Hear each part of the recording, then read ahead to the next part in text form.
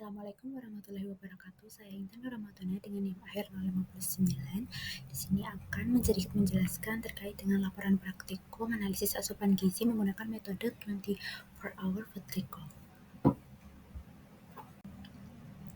Latar belakang dari praktikum ini yang pertama yaitu ketika usia dewasa, penting untuk memenuhi terkait dengan asupan gizi dan memperhatikan juga asupan gizi yang dikonsumsi karena asupan gizi yang dikonsumsi ini berperan besar terhadap kesehatan jangka panjang. Selain itu, 24 jam food recall adalah metode yang digunakan dalam penilaian konsumsi pangan jangka pendek yang bertujuan untuk membantu responden mengingat kembali dan mencatat secara rinci terkait dengan jenis dan porsi makanan yang dikonsumsi dalam 24 jam terakhir.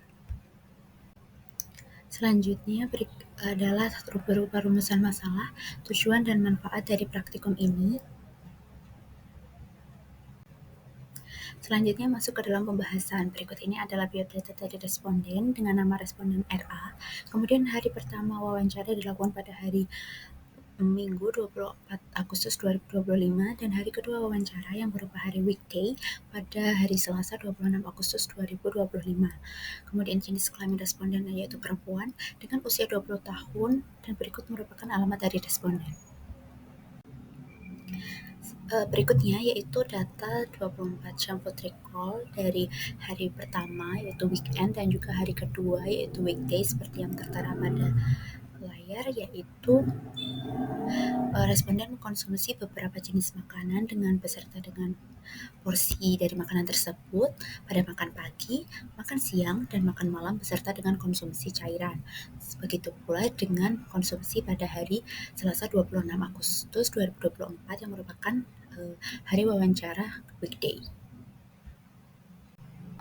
Selanjutnya merupakan total asupan gizi makro dan mikro yang dikonsumsi pada hari wawancara pertama di weekend dan juga hari wawancara kedua pada hari weekday.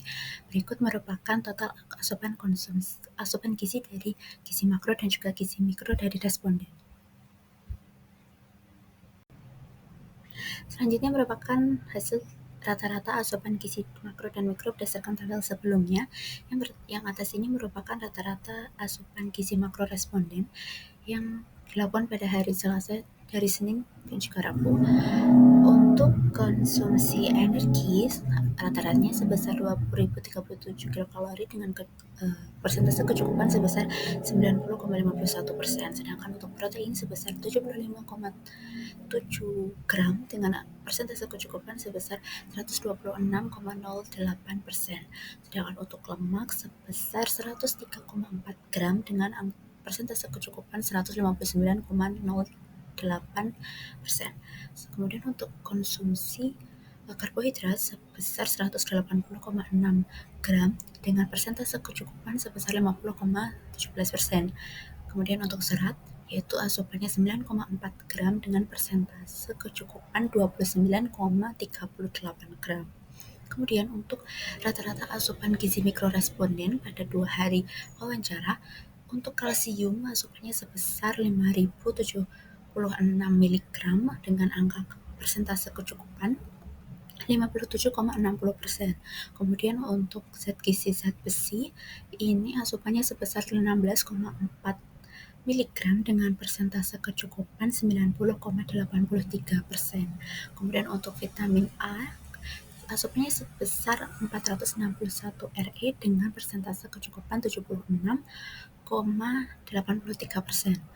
Selanjutnya yaitu vitamin C dengan asupan 1 mg dengan persentase kecukupan 1,33%. Kemudian untuk folat asupannya sebesar 446 mikrogram dengan persentase kecukupan sebesar 111,50%. Selanjutnya yaitu analisis kecukupan zat gizi makro untuk satu hari yaitu pada weekend. Di sini analisis kecukupannya, total kebutuhan energi per harinya itu 2.317. Dalam hal ini memenuhi sebesar 102,98%. Berikut adalah persen untuk pemenuhan. Hal ini memenuhi untuk kebutuhan energi per hari. Sedangkan untuk protein yang memiliki range sebesar 10-35%. Konsumsinya ini sebanyak 103,7%, di mana hal ini memenuhi untuk konsumsi protein dalam sehari. Kemudian untuk lemak, konsumsinya sebesar 135,2 gram. Dalam hal ini juga memenuhi untuk kebutuhan asupan lemak dalam sehari. Kemudian untuk karbohidrat, konsumsinya sebesar 132,8 gram, di mana hal ini belum memenuhi untuk konsumsi dalam sehari. Kemudian untuk serat sebesar 8,8 gram. Dalam hal ini belum memenuhi untuk kecukupan konsumsi serat dari responden dalam sehari.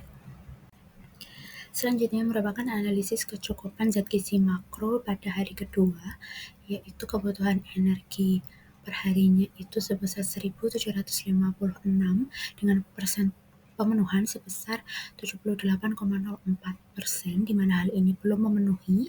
Kemudian untuk protein, konsumsinya sebesar 47,7 gram, di mana hal ini juga belum memenuhi dari angka kecukupan untuk tentang usia responden. Kemudian untuk konsumsi lemak sebesar 71,6, di mana hal ini telah memenuhi untuk kebutuhan lemak responden. Kemudian karbohidrat sebesar 228,4 gram, di mana hal ini belum memenuhi dari angka kecukupan gizi yang harus karbohidrat yang harus dikonsumsi oleh responden. Kemudian untuk serat sebesar 10 gram, di mana hal ini juga belum memenuhi untuk konsumsi serat harian dari responden. Selanjutnya yaitu analisis kecukupan zat gizi mikro pada hari pertama responden. Yang pertama adalah konsumsi vitamin A, kebutuhan AKG sebesar 600 RE, kemudian pembagian oleh faktor konversi sebesar 428,6 RE, dan total konsumsi harian pada hari pertama wawancara responden sebesar 799 RE. Dengan hal ini persentase pemenuhan sebesar 186,43, di mana hal ini melebihi dan telah memenuhi dari kebutuhan AKG. Kemudian untuk folat, konsumsinya sebesar 159,2, di mana hal ini belum memenuhi dari angka kecukupan gizi responden terkait dengan folat yang seharusnya 400 mikrogram dan setelah dilakukan pembagian dengan faktor konversi sebesar 320 mikrogram. Persentase untuk pemenuhannya hanya sebesar 49,75%. Kemudian untuk vitamin C,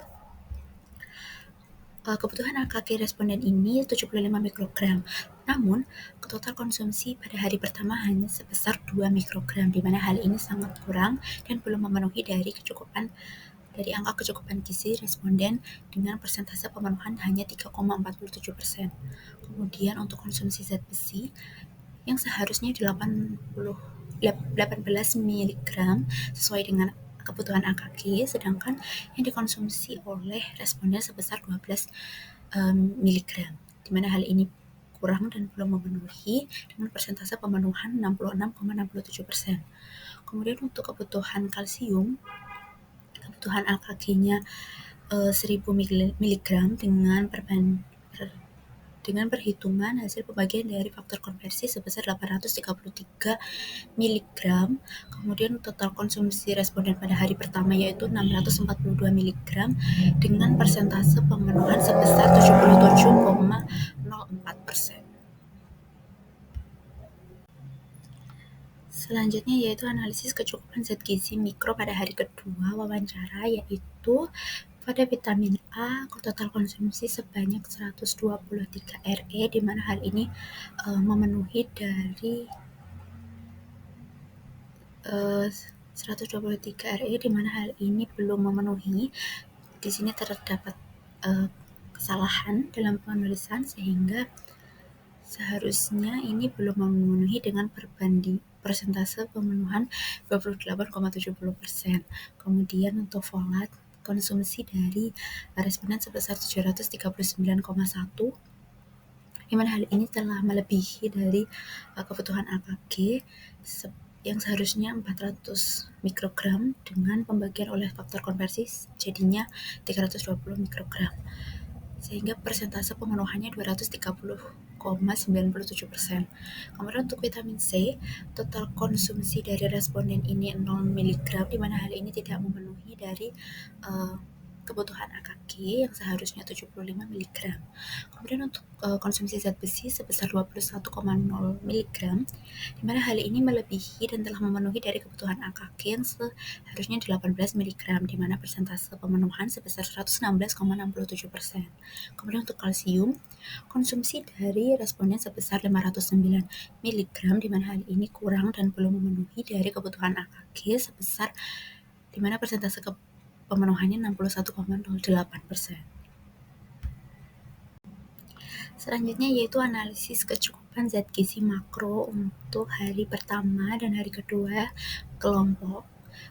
Untuk hari pertama, untuk kedua hari tersebut, hari pertama dan juga hari kedua, diambil rata-rata asupan. Untuk energinya, rata-rata asupannya sebesar 1.296 kilokalori dengan persentase pemenuhan sebesar 57,61%, dan hal ini belum memenuhi untuk kebutuhan energi per hari berdasarkan AKG. Kemudian untuk protein, rata-rata konsumsinya itu 61,5 gram dengan persentase pemenuhan 102,55%, di mana hal ini belum memenuhi untuk rata-rata dari hasil persentase AMDR, namun berada dalam range AMDR 10 hingga 35%.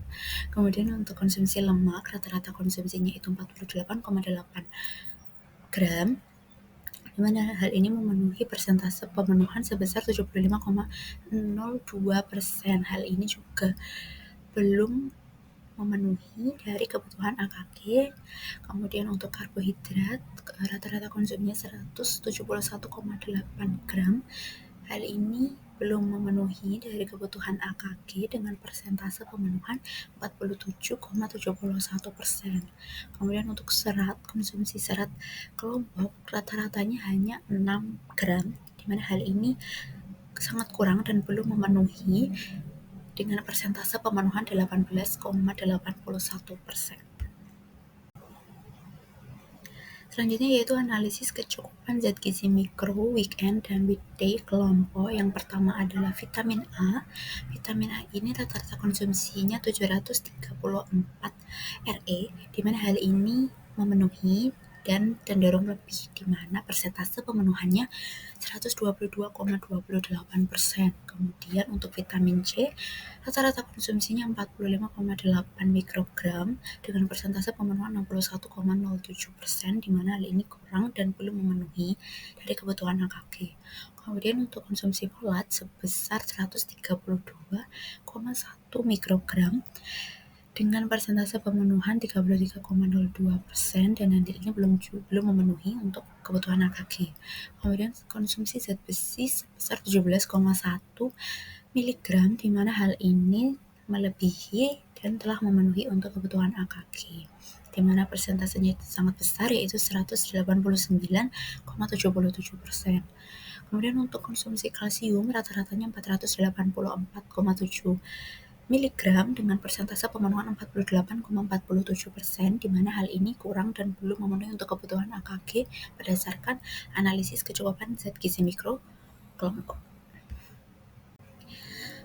Berdasarkan praktikum yang telah dilakukan, kesimpulan yang dapat diambil yaitu asupan zat gizi makro responden RA yang konsisten terpenuhi adalah lemak, sedangkan yang zat gizi lain seperti energi, protein, karbohidrat, dan serat itu belum terpenuhi. Kemudian untuk asupan zat gizi mikro pada responden RA hanya terpenuhi pada zat gizi vitamin A, sedangkan zat gizi lain seperti vitamin C, folat, besi, dan kalsium cenderung belum terpenuhi.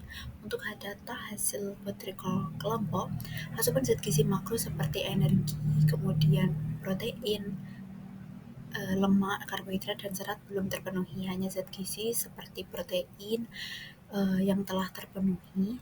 Kemudian untuk zat gizi mikronya hanya vitamin A yang telah terpenuhi, sedangkan zat gizi lain belum terpenuhi.